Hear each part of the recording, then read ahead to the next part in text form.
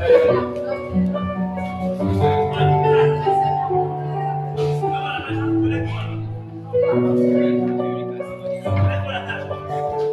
dis à quelqu'un ce matin, le thème de ce matin, le thème de ce matin.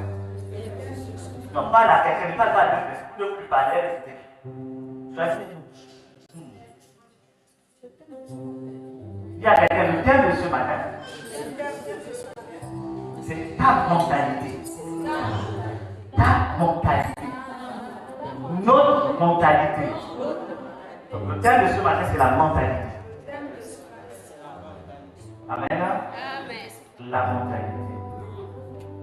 C'est quoi une mentalité? C'est une manière de fonctionner, pas simplement de penser. Ce sont des pensées qui aboutissent à des actes. La mentalité, c'est ce qui fait chacun d'entre nous. Notre mentalité. Vous savez, quand on veut dominer un peuple, on choisit de s'attaquer à sa mentalité. On approprie sa mentalité.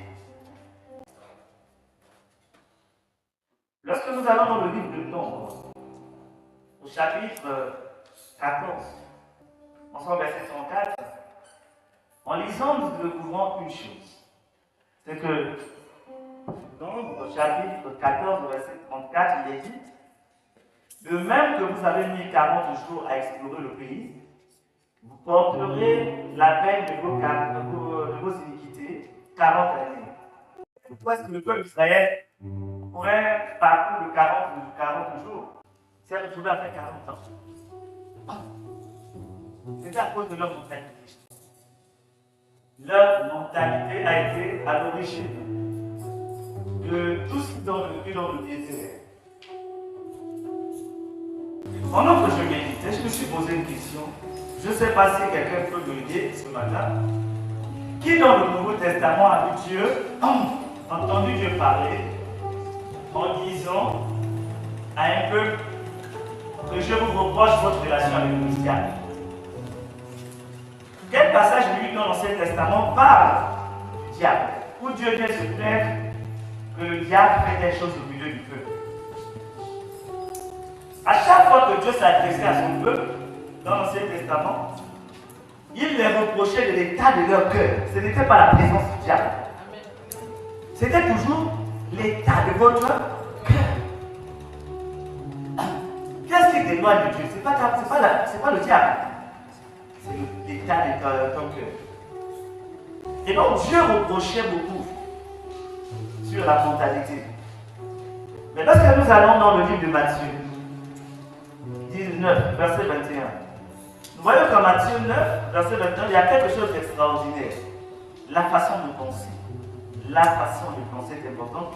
Matthieu 9, verset 21, dit ceci.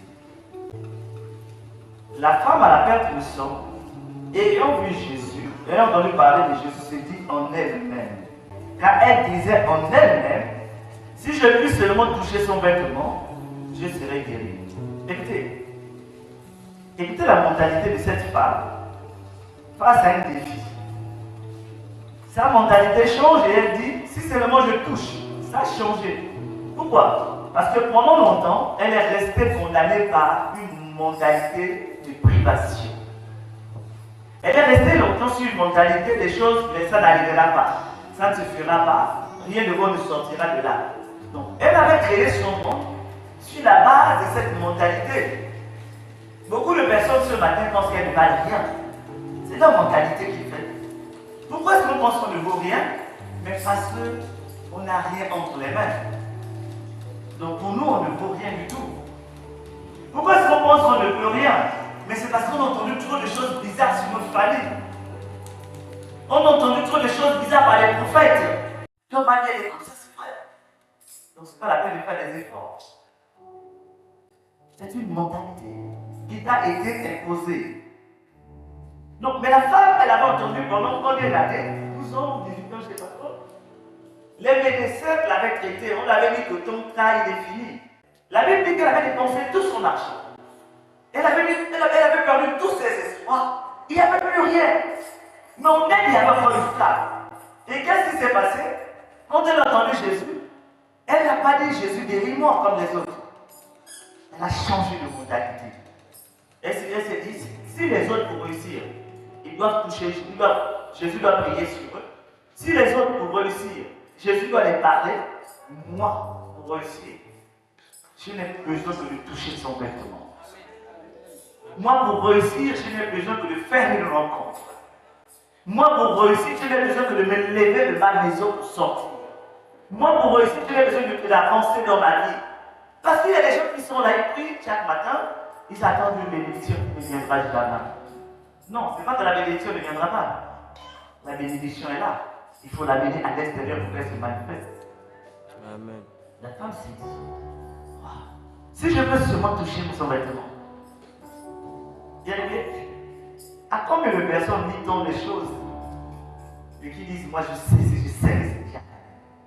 Difficile. Hier pourquoi j'entendais ça? Amen. Oh non, me croyez quelqu'un, il dit, je sais que c'est ma parole. Aujourd'hui, j'ai un problème. Personne ne saisit la parole. Pourquoi la mentalité a changé? La mentalité a changé. Bien aimé, ta mentalité. Il n'y a pas de sorcier. Le sorcier de ta vie, c'est ta mentalité. Depuis un moment, le Seigneur m'a posé la question et que je pose la question. Qui a déjà vu le diable? Qui a déjà parlé avec le diable? La seule personne que la Bible nous reconnaît avoir parlé avec le diable, c'est la femme.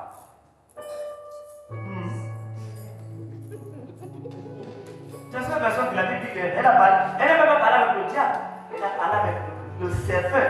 Donc le serpent a parlé, le diable a parlé par intermédiaire du serpent. Elle n'a pas vu le visage du diable. Le seul qui a combattu avec le diable,